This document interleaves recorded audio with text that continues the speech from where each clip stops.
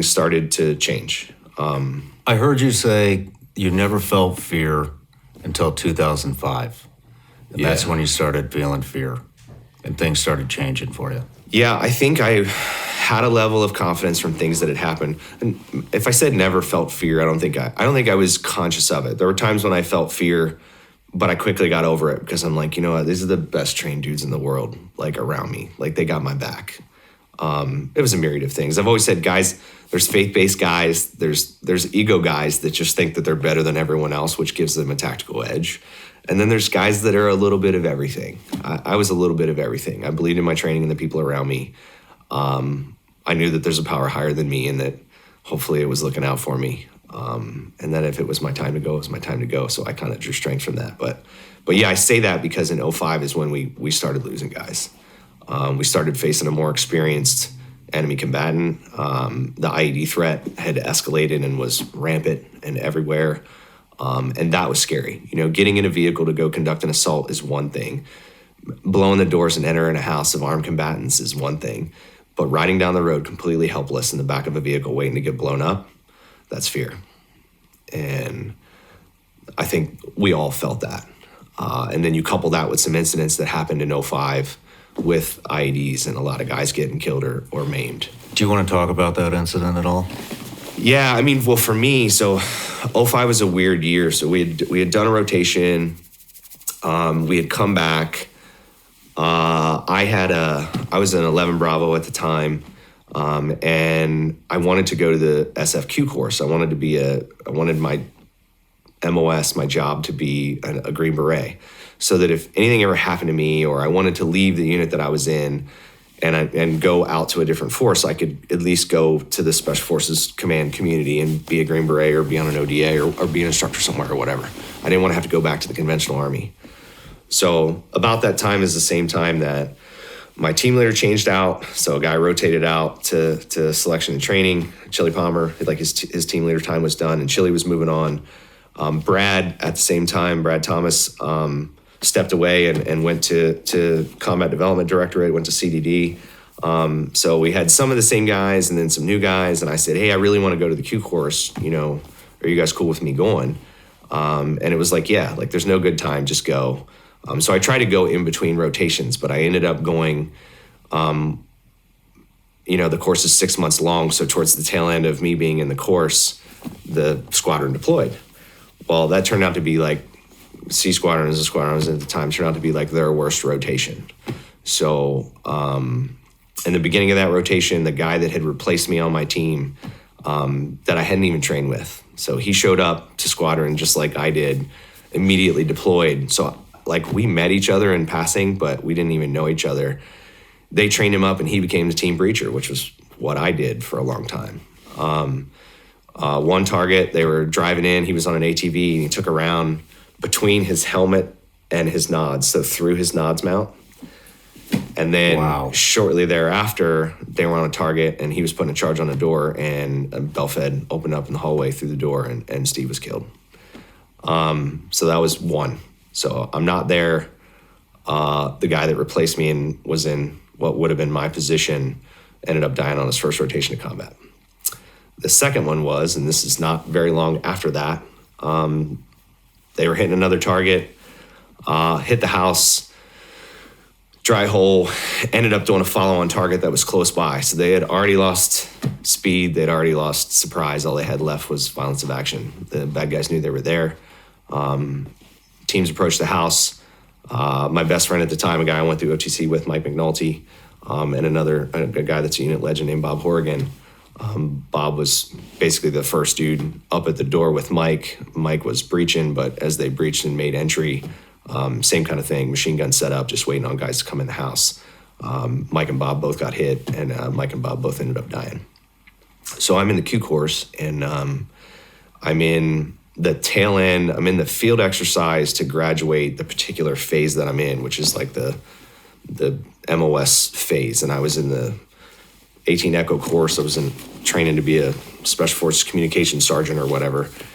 And we were out in the field, and the primary instructor, the first sergeant for that phase of the course, showed up out of the field, and he came up to me and he said, "Hey, you got a minute? I need to talk to you." And I said, "Yeah." Every time, doesn't matter. Every time I've ever told this story. So, a guy named Lonnie Blevins, and Lonnie pulled me aside and he said, "Hey, I don't know who it is. I don't have names, but I know that," I didn't even know about Steve yet at this point, but I know 2 guys from USASOC were just killed in Iraq. And he goes, "And I know it doesn't say United States Army Special Operations Command unless it's you guys, because USASOC is a staff organization and it's usually used as the descriptor for unit guys deployed. If they were from one of the groups, it would have said 7th Special Forces Group, 1st Special Forces Group, or whatever." And he said, "So I don't know who it is, but I'm assuming you do." He said, "Do you want to take some time and like leave and go see if you can figure it out?" And I was like, "Yeah, like I'm not sure what to do, but yeah, I really appreciate that." And I'm like, "But what about the course?" And he's like, "You're doing great. I'm not worried about it." He's like, "I've been to combat for a bunch of years. Like, they gave me a little bit of a pass, which was one of the coolest things that's ever happened in my career." And so I left.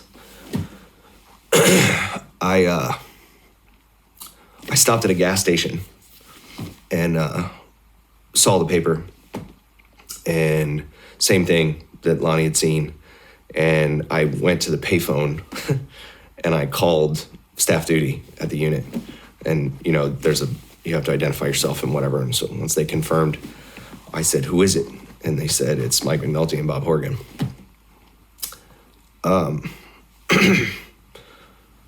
So to this day, I don't remember like what happened in the next like 24 to 48 hours. Like, I think it's one of those things where my memory has chosen to like get rid of that. And I cannot recall going home or talking about it. The next thing that I remember sort of in that phase of events was I called back to the Q course and I said, "Hey, it's 2 guys that I know, one of which I went through school with and is one of my best friends in the unit.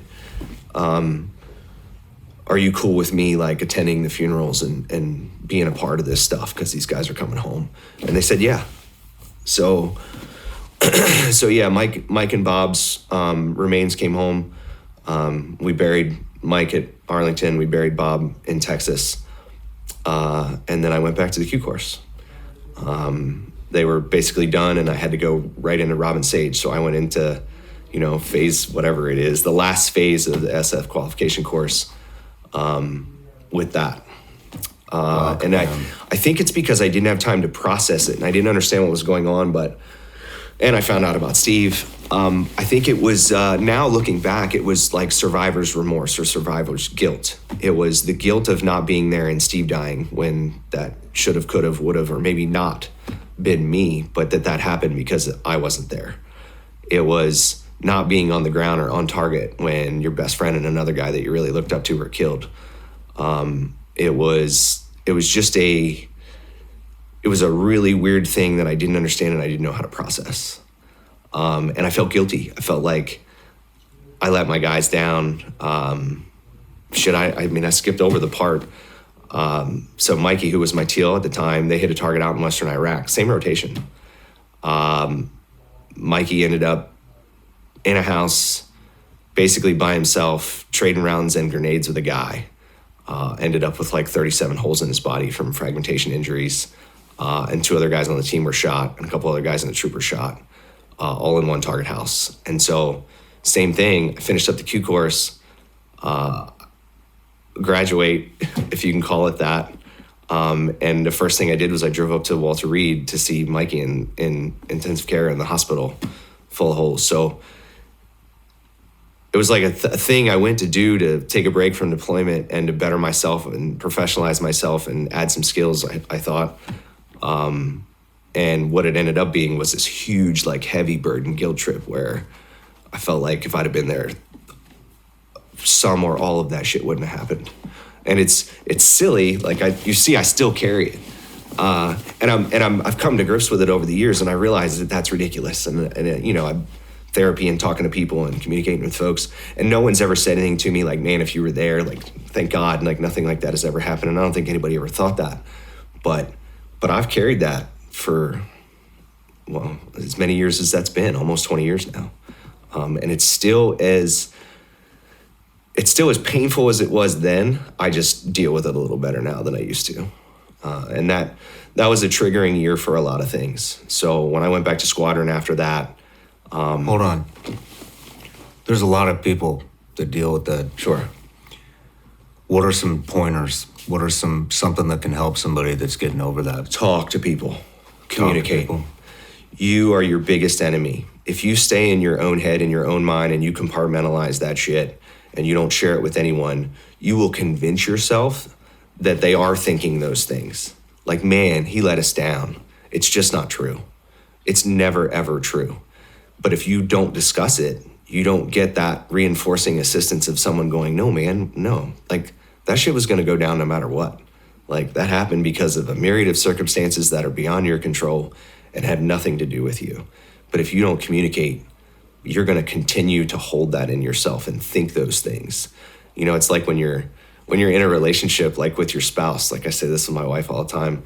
I'm like, if I know something's bothering you and I say, what's bothering you? And you say nothing, my head turns it into the worst possible thing of whatever the situation is. She's mad at me because of this. She's mad at me because of that. It's probably all completely false. But because we're not communicating effectively, because I'm not openly discussing it and you're not openly discussing it, we don't get to dispel with all of the super negative and figure out what the root of the real problem is. So yeah, my advice would be communicate with people. I think the combination of me being in the middle of the Q course and having to go right back to that, basically bury a bunch of dudes and then go back to work. I never took a minute to go, how do I feel? And it's also why I think I lost 2 days of my life. Like, I think those days are gone because I physically and mentally did not know how to deal with what had just happened. And that was far worse. Weirdly, like, that was far worse for people out there that have been through it.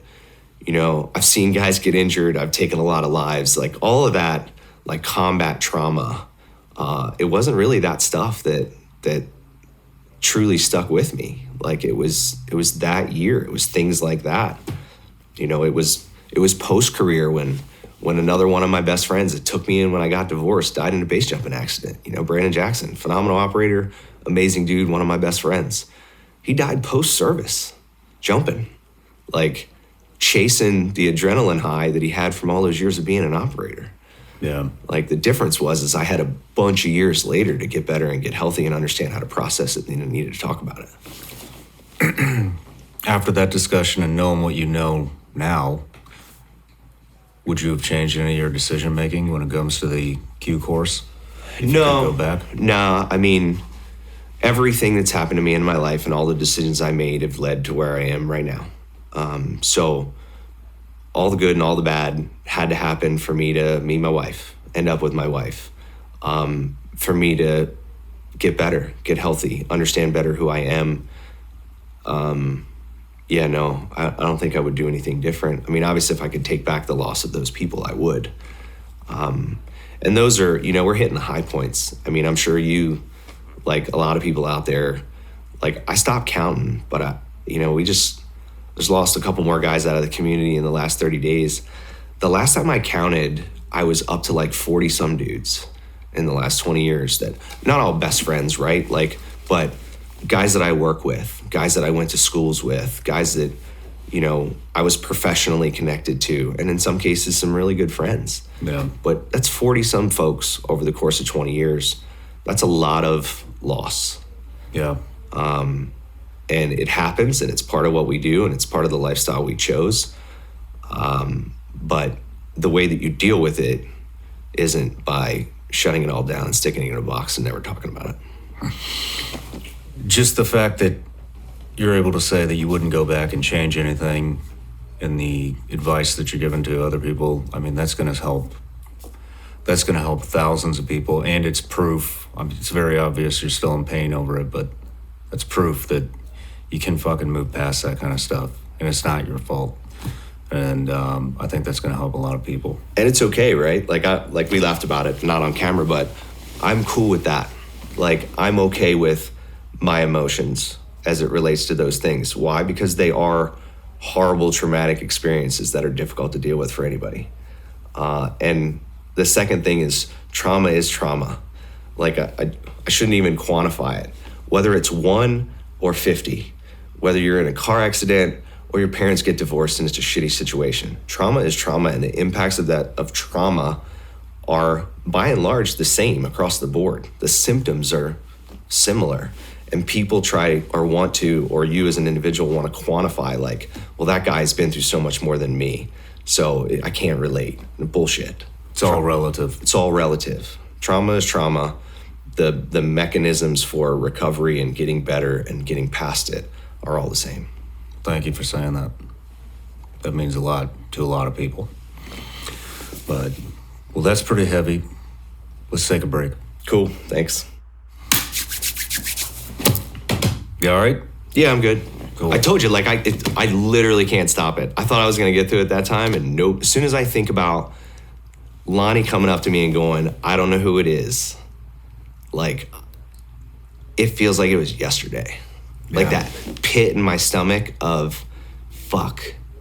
And then when I found out that phone call that it was Mike, like Mike had 4 kids, 4 young kids. Fuck, man. And I was like, why that guy? Like, of all the dudes in Squadron that it could have been, why is it the dude that is a phenomenal father, a phenomenal husband, a guy that probably worked harder than 75% of the guys to get here because he's a fucking regular Army guy.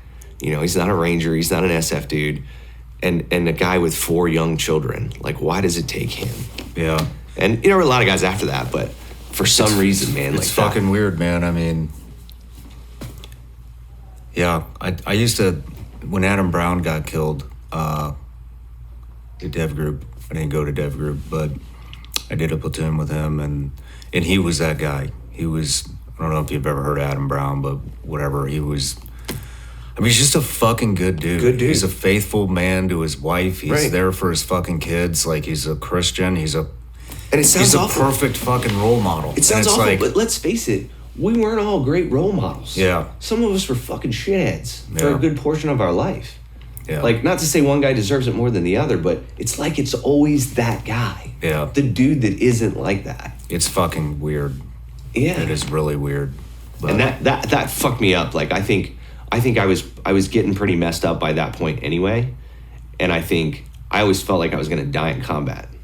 And so, like, that added piece of, why wasn't that me? Yeah. You know? Like, because I didn't think I was a good person at that point. Like, I really didn't. Maybe you weren't. Maybe I wasn't. I wasn't. But you know, you get what I'm saying. Yeah. Like that's all part of it too. That I don't even know how to talk about that shit, so I don't say that part often. But yeah, like Mike, just like you said, like Adam, like they were just good dudes. Yeah. Like they were examples, like good ones. So why the fuck was it them? We'll keep this portion in. We just talked about it.